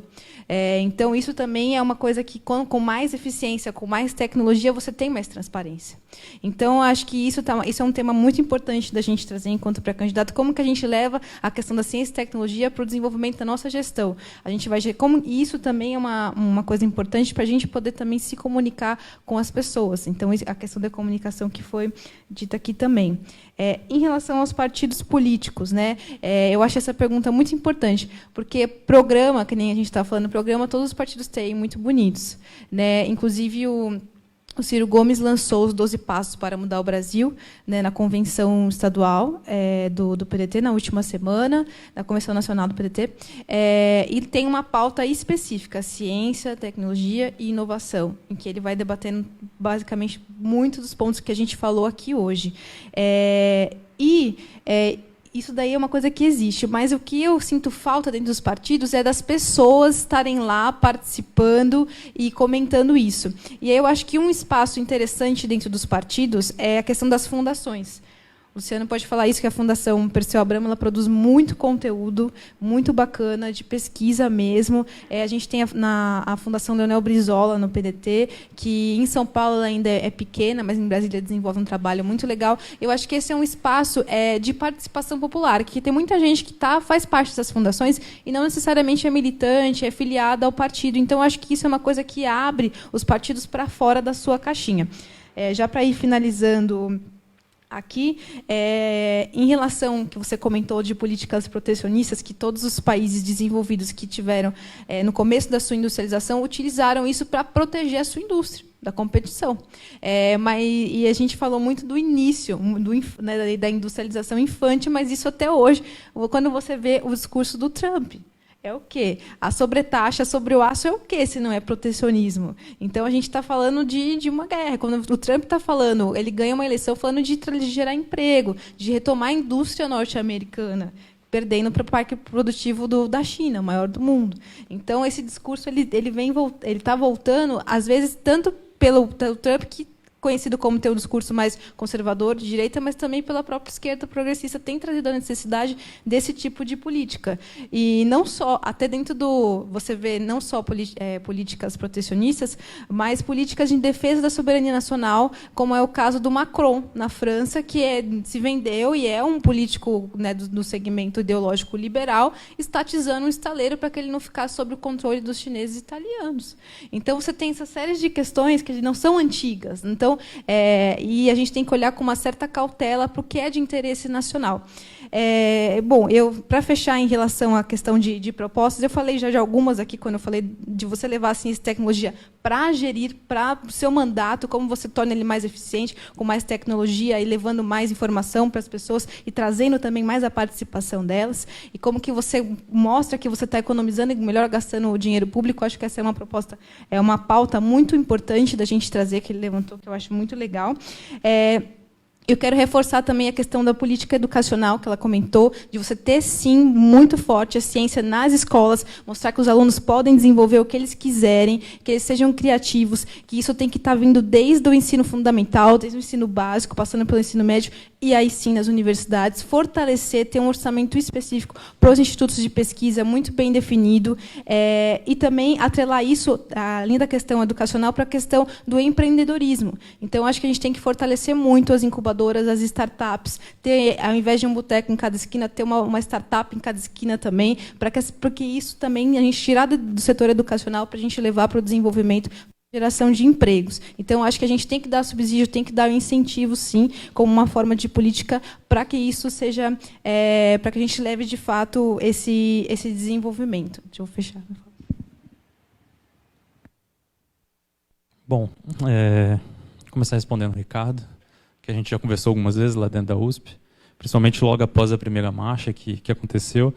E aí, pegando essa questão da política, e a gente pensar a política de uma forma mais científica, que é o que eu tenho visto atualmente na literatura como sendo política baseada em evidências. Então, você argumentar os seus planos políticos, por exemplo, um projeto de lei, baseado em dados levantados em algum momento, em algum estudo. Um exemplo que eu que eu costumo utilizar e num nível nacional foi a reforma, não foi o novo Código Florestal. Me deu um branco aqui. E o Código Florestal basicamente ignorou um monte de informações que a gente já tinha sobre, por exemplo, mata ciliar próximo de corpos d'água, o conhecimento que a gente tem de vegetação da Amazônia, de vegetação de outros biomas, a gente vê que no código essas questões foram praticamente ignoradas, muito na ideia de se aumentar a produtividade, explorando mais território, né? E isso é um lobby muito forte da bancada da agricultura, né? Então esse é um ponto que a gente vê que as evidências foram completamente ignoradas. E aí, assim, a gente tem que pensar isso, e eu, como cientista, nem consigo não pensar dessa forma. Se eu for pensar um projeto de lei, eu provavelmente vou ir atrás de informação. Para a gente escrever, a gente tem que ler, né? Então, eu vou levantar dado, e um projeto de lei que eu for propor vai ser baseado em evidências. Só que a gente tem que tomar um certo cuidado, porque a nossa sociedade não é composta só das ciências, né? Tem outros pontos, outras questões que estão envolvidos na política que têm que ser ouvidos, né? O cientista, às vezes, tem uma arrogância de achar que o que ele está falando é certo e as pessoas têm que aceitar, né? Não, a discussão democrática envolve outras pessoas, outros grupos que vão discutir. Um exemplo que eu uso, que não é do meu lugar de fala, mas eu uso e pode até ser um pouco polêmico, é a questão do aborto. E isso levantando um único dado que a gente fala, quando a gente vai discutir aborto, tem um monte de dado mostrando que as mulheres fazem aborto sendo proibido ou não, e que, sendo proibido, a quantidade de mulheres que morrem fazendo esse processo é maior do que se fosse descriminalizado, ou os termos jurídicos, talvez eu não vou correr o risco de errar alguma coisa. Mas então, assim, essa questão do aborto, por exemplo, a gente poderia vir com essa argumentação, esse dado, mas a gente também tem que ouvir o lado das outras pessoas, por exemplo, entidades religiosas, e fazer o debate democrático e usar os nossos argumentos e convencer, né? Acho que essa é uma grande questão. O cientista não pode achar que ele é o dono da razão e que a única forma de conhecimento pura e que vai resolver todos os problemas do mundo é a nossa. Então, de forma geral, isso. O desenvolvimento tecnológico no Brasil, quando a gente pensa no nosso empresariado, a gente sempre foi um país que explora matéria-prima e agropecuária, né? A gente sempre exportou matéria-prima, ferro, ouro, pau-brasil, cana, e foram poucas as coisas que a gente beneficiou gerando um produto de maior valor agregado. Acho que nos últimos anos, quando a gente estava discutindo e todo o recurso da ciência estava sendo diminuído, a gente falava, mas tem que aumentar o investimento em ciência. Os Estados Unidos, em 2008 para 2009, com a crise econômica, colocou 10 bilhões a mais em ciência e tecnologia. Por quê? Porque vai desenvolver tecnologia, vai desenvolver novos produtos, isso vai vender com um valor maior do que se a gente estivesse vendendo uma matéria-prima, né? E aí, pegando o exemplo do Trump sobretaxando o ferro, sobretaxando o aço, a gente extrai ferro, um dos maiores países exportadores de ferro do mundo é a gente, e beneficia para aço, e aço está sendo sobretaxado. Então a gente fica preso a algumas coisas que, se talvez a gente tivesse um passo a mais desse desenvolvimento tecnológico e de produtos com maior valor agregado, a gente não ficasse tão preso ao mercado de commodities, né? Petróleo, soja e todas essas coisas. Por mais que a agricultura tenha sido o que segurou a nossa economia nos últimos anos, né? Que continua crescendo. Bom, sobre a transversalidade do tema da ciência, né? A Joyce perguntou, dentro do partido, o PT tem uma... o PT é muito aberto. Ele é interessante que até um certo ponto você consegue discutir tranquilamente. fazendo uma disputa muito saudável. E aqui em São Paulo, por exemplo, a gente tem um setorial de ciência e tecnologia. E a primeira vez que eu fui, eu fiquei surpreso porque eles estavam discutindo as mesmas coisas que eu me senti muito acolhido. Então, isso foi interessante, eu não sabia até o ano passado. Mostra que tem uma discussão desse tema. E assim, no plano de governo agora, no plano de governo do presidente Lula, a gente tem um ponto muito claro em relação à ciência e tecnologia, e um ponto que está relacionado à ciência, que é a questão do meio ambiente e desenvolvimento sustentável. A gente começou a discutir isso. Foi a primeira vez que eu vi... Tem uma discussão muito aprofundada sobre isso, sobre desenvolvimento sustentável, mas a primeira vez que eu vi de uma forma mais elaborada foi em um texto do Rui Fausto, que ele coloca como um dos pontos para a gente avançar as propostas da esquerda, e é algo que a gente tem que começar a discutir mesmo. Outras fontes de energia, e aí a Mariana pode falar muito melhor, fontes renováveis de energia, o desenvolvimento sustentável. E como a gente já tinha falado, o Brasil tem a Amazônia e tem muita tecnologia, a gente pode desenvolver muita tecnologia dali, né, de coisas que a gente nem conhece e que pode passar em algum momento. Só das propostas que a Thalita perguntou, eu vou falar só uma que eu acho que é uma que é muito importante, que a gente está dentro da universidade, das nossas universidades estaduais. A gente tem que aumentar o repasse do ICMS para as universidades estaduais. Não dá para a universidade estadual dobrar de tamanho, né? A gente está abrindo um curso de medicina em Bauru agora, a USP, né? Está sobrando dinheiro e o recurso continua sendo o mesmo, né? Os 9,57%. A gente tem que aumentar isso. Como deputado estadual, acho que vai ser uma das primeiras coisas que a gente vai brigar, aumentar esse repasse do ICMS.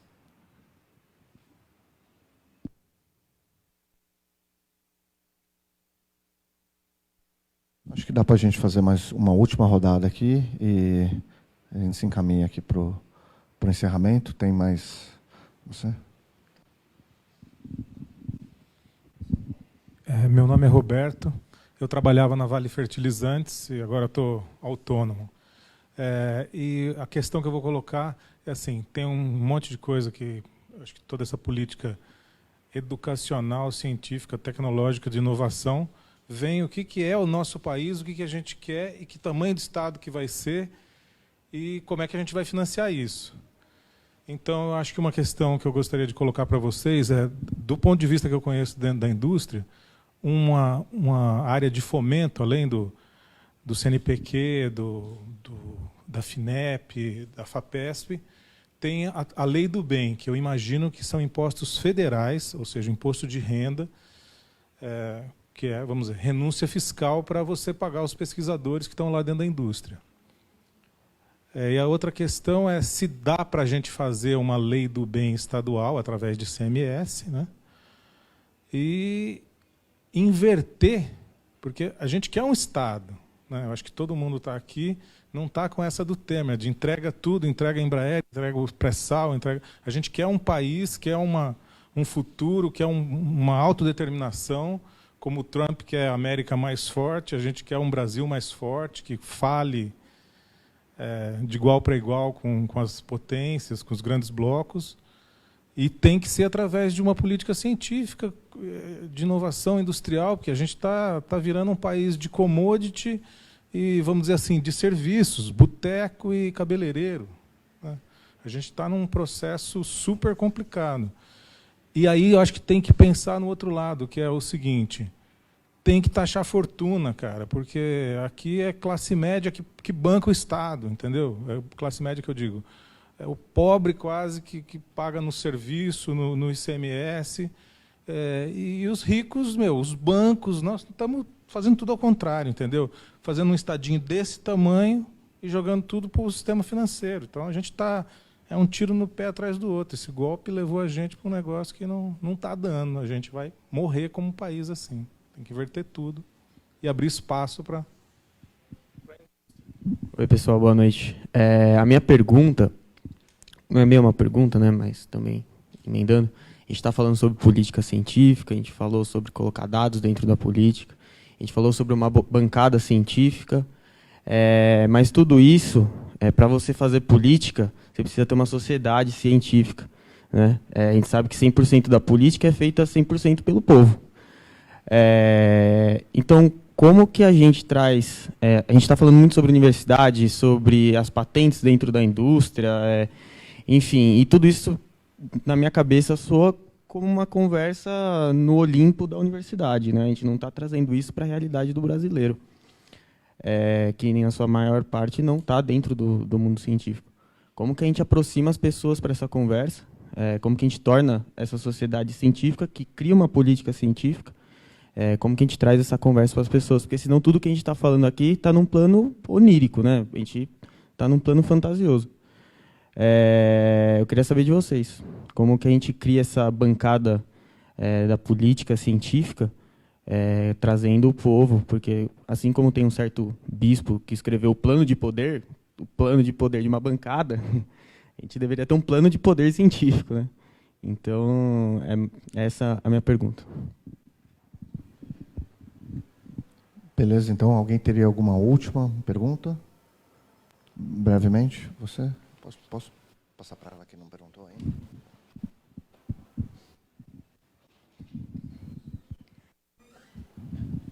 Alô? Na verdade, eu tenho um comentário e uma pergunta. O comentário é sobre essa questão da ciência, da universidade e da indústria, que aqui em São Paulo a gente sabe que tem alguns polos, principalmente em São José dos Campos, Campinas, São Carlos, que tem cientistas que têm patentes e acabaram criando indústrias de alta tecnologia relativas a patentes. Eu acho que é um setor também que tem que ser tratado com carinho nessa questão das propostas de vocês, de alguma maneira, né? E a minha pergunta é sobre, acho que completa um pouco a pergunta dele, eu queria saber como é que está a articulação ou envolvimento das sociedades de ciência, SBPC, até a FAPESP, como é que está o envolvimento deles, de vocês com eles e deles com os partidos políticos ou a política em geral. Obrigada.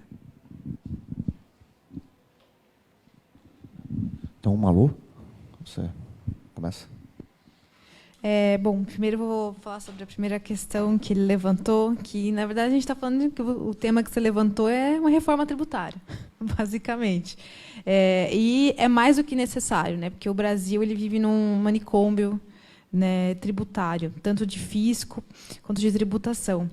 E, de fato, quando a gente fala de onde a gente vai tirar os recursos para fazer isso, a gente tem que falar, isso é uma questão muito importante, porque a gente pode pensar políticas ímpares, só que de onde que vai sair o dinheiro, de onde que vai sair a gasolina para rodar isso? Né? E no Brasil, isso aí a gente entra num debate que é um pouco mais macro, mas que também a nível estadual pode ser discutido, que é a questão da progressividade no imposto, principalmente sobre o ICMS. Né? E também, eu acho que uma coisa interessante para a gente pensar a nível estadual é o ITCMD, né, o imposto basicamente sobre as heranças. Então, aí é algo que poderia entrar uma progressividade e a gente conseguir taxar grandes fortunas por aí a nível estadual. Então, acho que são duas pontas que daria para a gente articular para aumentar a arrecadação de uma maneira inteligente que não onere mais a população. E uma coisa que as últimas duas perguntas basicamente foram: tudo bem, como que a gente sai do Olimpo e leva a ciência para a base, leva realmente faz a construção de uma sociedade científica, né? Gostei muito desse termo. Eu acredito que o ponto de partida para isso seja, apesar de parecer clichê, a questão da educação, que a gente falou aqui hoje. Porque a partir do momento que você incentiva a pesquisa científica já na educação básica, você já começa a construir um outro tipo de cultura. Isso vai chegando aos pais, isso vai chegando aos vizinhos, a toda a família, incentivar Olimpíadas, enfim, todo esse tipo de política mais dentro do âmbito pedagógico, mas eu acho que isso deve começar não só na universidade, como a gente está falando, mas desde a educação básica. E isso foi uma experiência que a gente teve no estado do Ceará, um grande investimento em educação básica, que tornou 77 das 100 melhores escolas do Brasil são do estado do Ceará. E até no próprio ITA, né, o reitor deu uma entrevista recente falando que antes as pessoas que iam prestar o vestibular no ITA tinham medo dos japoneses, hoje elas têm medo dos cearenses, por conta disso. E eles fizeram esse investimento na educação básica, né? Então eles e um detalhe é que as pessoas que passam no ITA, né, que a gente tem esse exemplo, de São Paulo, majoritariamente elas vieram de escolas particulares. As pessoas que passam no ITA que vieram do Ceará vieram de escolas públicas. Então, a gente inserir a ciência desde o início, né, e criar políticas que incentivem os empreendedores, as pessoas que querem inventar alguma coisa muito maluca. Eu sempre dou esse exemplo da Mazzucato, que ela cita no livro dela, do Estado Empreendedor, ao falar da questão da DARPA, que você chegava com um projeto muito louco, de longo prazo, e o governo bancava. E que isso gerou a internet, e que isso pode gerar sempre a próxima grande coisa. Então, eu acho que o envolvimento da sociedade ele deve começar na educação, mas também com políticas voltadas à questão do empreendedorismo, de você incentivar que as pessoas venham com uma nova geringonça, que pode ser a próxima grande coisa que vai colocar o Brasil para ser a próxima grande potência. Então, acho que, resumindo e respondendo essas duas questões.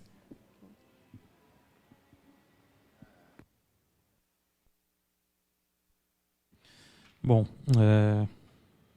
começando pelo Roberto,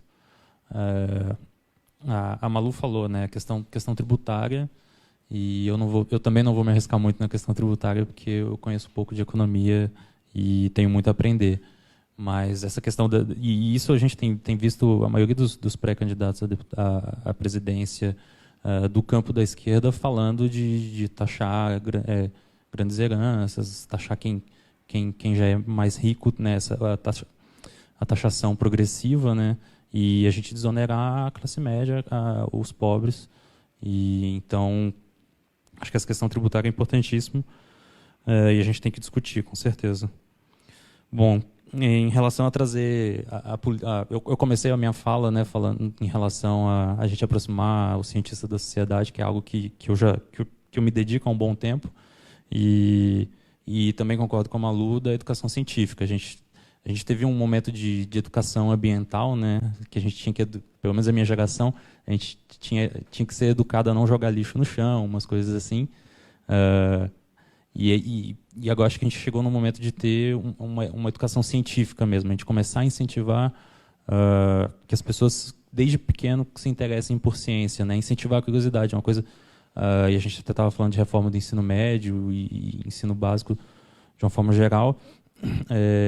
Acaba que a escola não incentiva muito, né, muito essa educação de entregar o conteúdo, fazer uma prova, tirar a nota e terminar o ano, né, e não incentiva a curiosidade, não incentiva que a pessoa faça perguntas e vá atrás das respostas, que é o que a gente, como cientista, faz, né.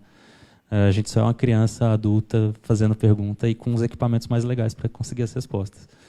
Então, assim, e aí, nisso, acho que as Olimpíadas temáticas, acho que a de matemática é a mais bem-sucedida, são muito legais para incentivar esse processo. E aí tem uma história que eu acho muito legal, que foi da primeira Marcha pela Ciência, que a gente estava lá e chegou um ouvinte de 16 anos, um ouvinte do podcast, e ficou conversando comigo um tempo. E assim, a gente ficou trocando uma ideia e depois foi embora. Ele morava no Campo Limpo. E aí teve um dia que eu estava na universidade, pegando o circular ali dentro da USP. Entrei no ônibus, quando eu chego lá no final, sento, tá o menino aqui do meu lado, assim, no último ônibus. Esse rapaz, o nome dele é João. E ele falou que na escola dele não tinha professor de biologia, ele estava sem professor de biologia há meses, assim. E ele estava indo para a USP por conta própria para estudar na biblioteca. E assim, a gente já estava ali no ônibus, eu já estava perto de descer. Eu falei, é uma coisa que eu sempre fiz, eu falei, vamos aí, vamos lá no laboratório, vou te mostrar.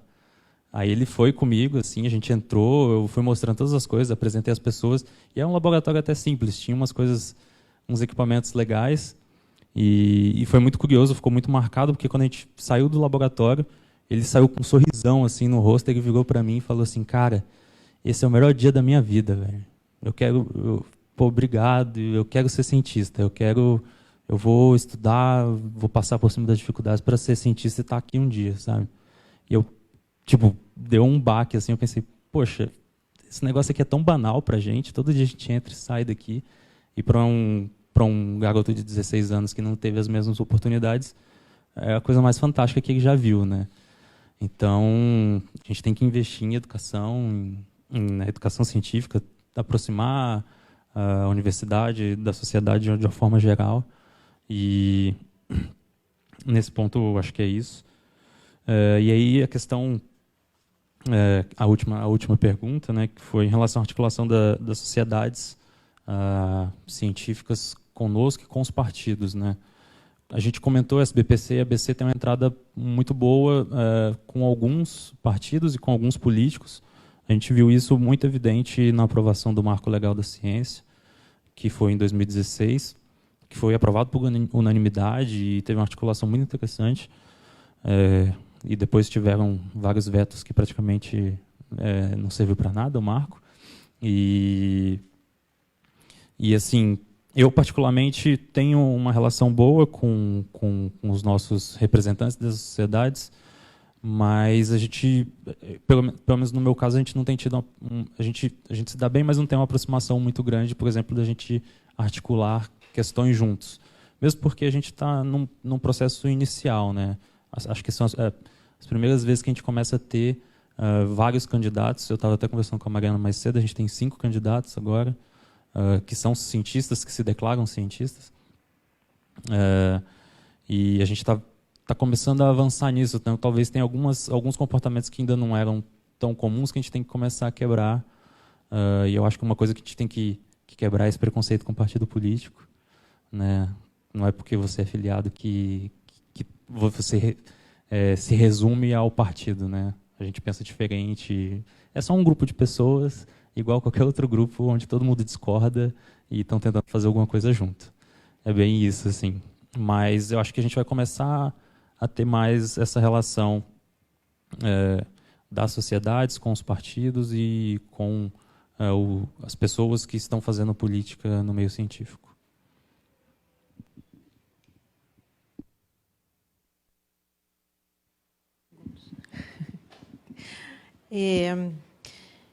Bom, eu vou começar pela aproximação com as entidades. O nosso grupo, o Grupo dos Cientistas Engajados, ele foi criado, na verdade, a partir de... Foi discutido dentro da SBPC a criação de um partido político da ciência e tal, e eles acabaram decidindo não ir para frente com esse projeto, e aí a gente se reuniu, achou que devia manter o projeto e colocar para frente a questão da entrada de cientistas dentro do Congresso no início do ano. E dentro do grupo dos cientistas engajados tem muitos membros da Academia Brasileira de Ciências, muitos membros da Academia Mundial de Ciências, membros da Academia Paulista de Ciências, e a gente tem o apoio da Helena Dader, que foi presidente da SBPC, inclusive gravou um vídeo, a gente vai soltar essa semana um vídeo de apoio à nossa candidatura. Então, a gente tem uma relação muito próxima, de respeito. Inclusive, o documento da Academia Brasileira de Ciências foi incorporado no Programa Nacional do Partido como um dos aspectos do Programa Nacional de Ciência e Tecnologia. Então, é uma relação, eu diria, orgânica. Como financiar a ciência e tecnologia?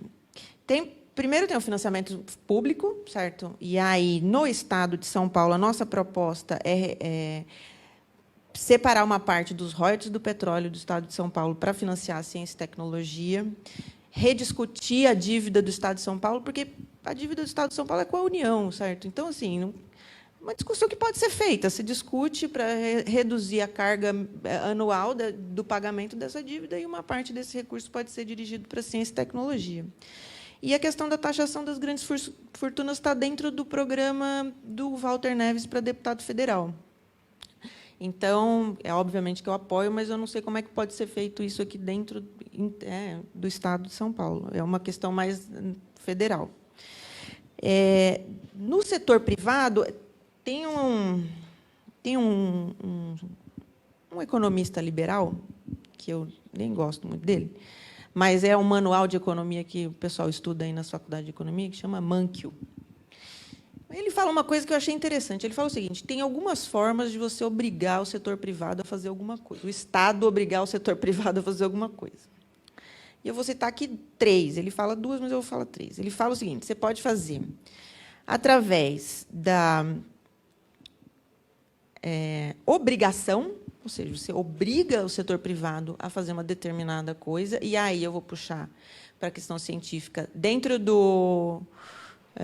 as empresas de energia são obrigadas a destinar 1% do seu faturamento para projetos de pesquisa e desenvolvimento. Eu estou falando isso porque minha área de estudo é energia. Então, não é uma coisa tão difícil assim você implementar uma política dessa. 1%, é 1% do seu faturamento que você vai investir em ciência e tecnologia. E aí a gente pode, aqui no Estado de São Paulo, fazer isso com as maiores empresas do Estado. Você tem que investir 1% em ciência e tecnologia. Esse recurso passa...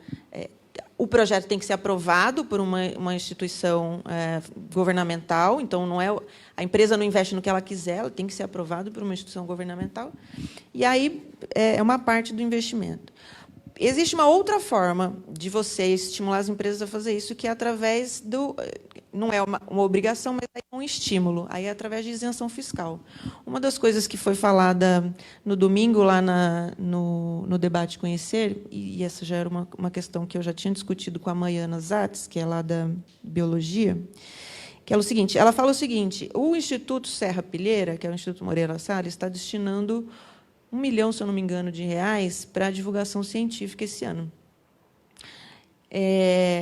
Ele está tendo que pagar 4% de imposto para poder investir em divulgação científica. Quer dizer, os caras que exportam... A Vale do Rio Doce, que exporta ferro bruto, os exportadores de soja não pagam imposto, porque eles têm isenção de imposto para exportar, e aí uma empresa que quer investir em ciência e tecnologia tem que pagar imposto. Para mim, não faz o menor sentido. Então, isso aí não está... Essa questão não está escrita enquanto proposta, mas, do meu ponto de vista, tem que taxar exportação, certo? Tem que taxar essa exportação de matéria-prima bruta, que não foi elaborada internamente, e isentar as empresas que querem investir em ciência e tecnologia. Então, esse é um aspecto que precisa ser discutido internamente, inclusive dentro da campanha, mas que eu apoio, pessoalmente, eu apoio absolutamente. Então, como financiar, né? Como trazer as pessoas para a ciência, né?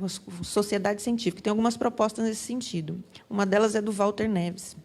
Tem a questão da educação básica, que aí eu já discuti, mas a proposta do Walter Neves é criar 5 museus de história natural no Brasil inteiro, um deles em São Paulo. Quer dizer, o Estado de São Paulo tem 70 museus, não tem um museu de história natural. As crianças que querem ver um dinossauro não têm onde ver o dinossauro. Tinha um dinossauro lá no IGC da USP, até pouco tempo atrás, no hall de entrada. Eu falei para meus filhos, vamos lá ver o dinossauro. Então, eu cheguei lá, não estava mais. Pô, não tem o dinossauro para mostrar para as crianças. Tem que ter. Então, tem que ter um museu de história natural no Estado de São Paulo. Então, isso é uma coisa pela qual a gente vai lutar bastante. Tem a questão da divulgação científica. E aí tem uma moçada fantástica que está fazendo divulgação científica pelas redes sociais. Aí é YouTube, Facebook. Inclusive, o Luciano faz parte, né, de um grupo, os Dragões de Garagem, que fazem isso. Então, são várias... Uma moçada jovem que está fazendo isso, nerdologia, blabalogia, que tem milhões de seguidores, e a molecada adora. Isso é uma forma importante de formar, fazer uma sociedade do conhecimento, uma sociedade científica.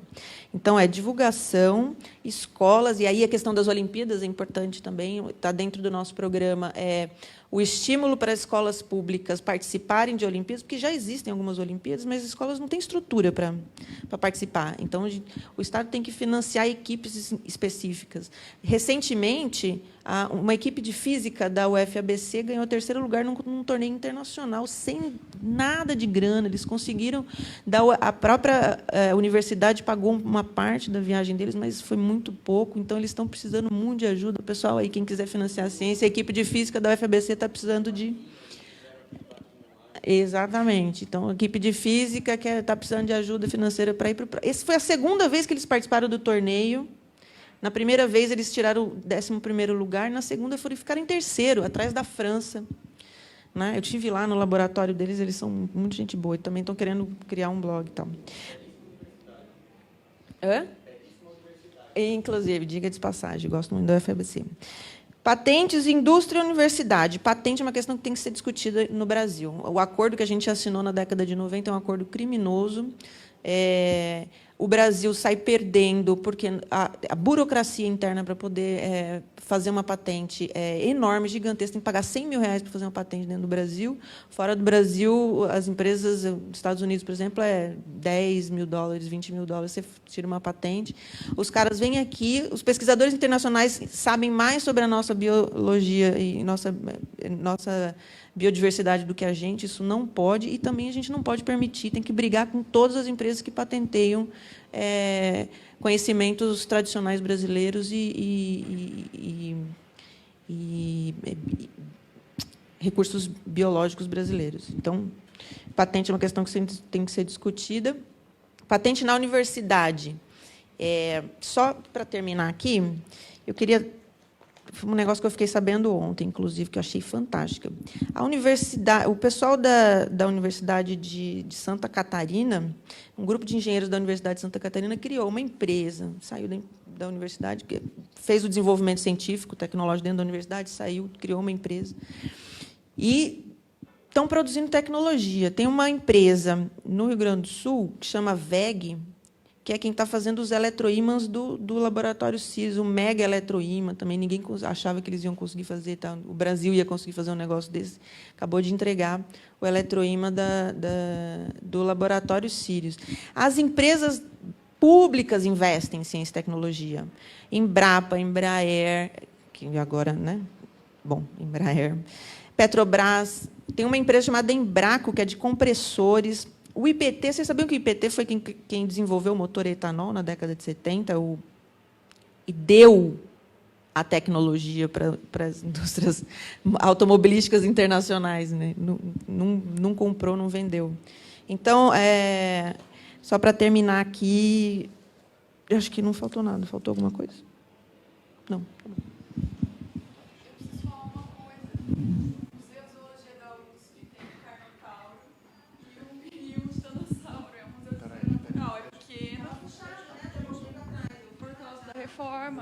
Então, de novo, o Museu de Zoologia ele fica do lado do Museu do Ipiranga. O Museu do Ipiranga está fechado. O Museu de Zoologia é um museu de história natural, um museu pequeno, universitário da USP, é porque eu sou de lá.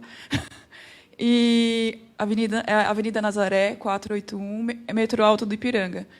Tem uma exposição pequena que precisa de investimento, que tem um super potencial de ocupar um prédio histórico, ampliar, que não tem investimento, e tem dinossauros para as crianças verem. Legal. Tem o Catavento Cultural também, que, enfim, tangencia aí várias coisas interessantes, aí vale para a criançada.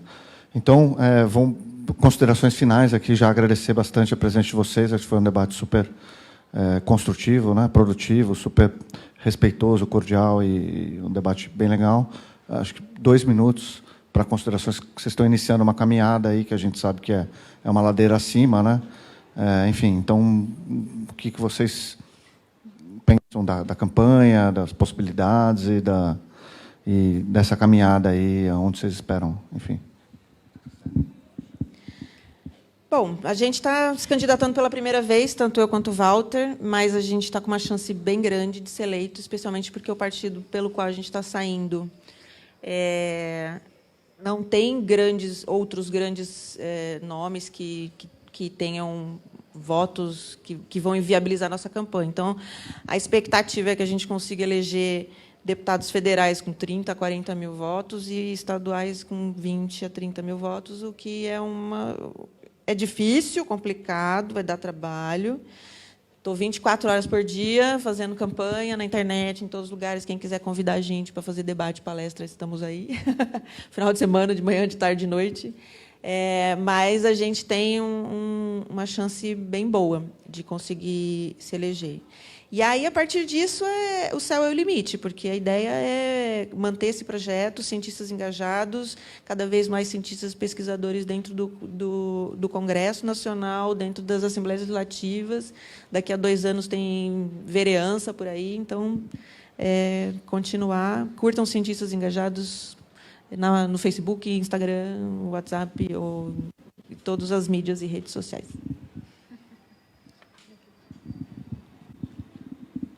Prazer enorme estar aqui com vocês. Também queria agradecer e também parabenizar o Luciano, que ele que puxou esse evento e tem puxado sempre a necessidade da gente discutir política científica, que é um tema tão importante que fica muitas vezes sucateado como um tema, né, que os pré-candidatos acabam não passando tanto. Poxa, eu fico feliz que vocês estão com um consciente bem abaixo, né? Porque a gente está trabalhando de 60 mil para cima, está difícil. Um PDT aqui em São Paulo. Mas a gente vê uma chapa bem bacana. Eu estou vindo junto com a Tabata Amaral, como pré-candidata federal também, que ela tem uma luta muito forte no âmbito da educação. Então, a gente tem batido muito essas pautas da renovação, de mais mulheres na política e de uma educação. Como a gente falou aqui, tudo que a gente for discutir vai acabar passando pelo âmbito educacional, né? Enfim, quero mais agradecer a todos vocês. Também segue a gente nas redes, Malu Molina SP. Então, eu estou lançando vídeo sobre vários temas. Eu construí uma agenda. O Ciro lançou os 12 passos para mudar o Brasil. Eu lancei os 12 passos para mudar São Paulo, que eu sou pretensiosa. Então, a gente tem uma pauta específica sobre política científica. Como eu falei, a gente nomeou de Em Busca da Próxima Grande Coisa. Então, quem quiser acompanhar, a gente está sempre postando as novidades aí. Malu Molina SP. Obrigada. Bom, eu quero agradecer a presença da Mariana e da Malu, que vieram para a gente bater esse papo aqui, acho que foi bem legal. Agradecer de novo o Antônio, o Tapera por ceder o espaço, e todo mundo que está aqui presente nesse dia frio e chuvoso. Bom, a campanha, eu estou indo na mesma sensação, assim, na mesma percepção da Malu. Precisa de muito voto, apesar de que uma coisa interessante, diferente da campanha municipal, é que tem menos candidato, então tem um pouquinho mais de espaço para a gente discutir e debater as propostas, né? Vereador, cada esquina tem um, e você tromba com alguém e o cara está candidato a vereador, né? Então acaba que os votos são um pouco maiores. A gente tem duas questões importantes para essa eleição. A primeira é que muito provavelmente a taxa de abstenção vai ser a mais alta que já teve. Então, os números de votos que precisaram em 2014 provavelmente caem um pouco, porque vai ter menos gente votando, o que é ruim. E uma outra questão é que a reforma eleitoral que a gente teve no ano passado, a reforma política, né, entre aspas, não favoreceu nem um pouco a renovação, né? Então, a gente que está vindo pela primeira vez, a gente vai ter bastante dificuldade, principalmente em relação a recursos, porque o financiamento vai vir do fundo eleitoral e é uma coisa óbvia, a prioridade do fundo vai ser de quem já tem mandato, quem tem maior chance de ganhar, e não incentivar o surgimento de novas lideranças, novos políticos. Então, assim, a minha perspectiva é boa para essa eleição, de a gente fazer um debate muito importante e iniciar essa caminhada, mas de forma, a eleição para mim é um primeiro momento, é uma questão pontual que vai continuar para os próximos anos, fazendo outras atividades, continuando o ativismo científico e disputando outras eleições depois, né? Porque a primeira vez depois que a gente entra, a gente gosta do negócio, assim, né? Por mais trabalhoso que seja. E como eu falei antes do partido, eu vou disputar o partido, eu vou para dentro, vou tentar colocar minhas ideias lá e a gente começar a influenciar também nos caminhos, né, de um partido tão importante quanto o Partido dos Trabalhadores, com seu histórico aí de 13 anos no poder. Então, acho que é isso. Obrigado.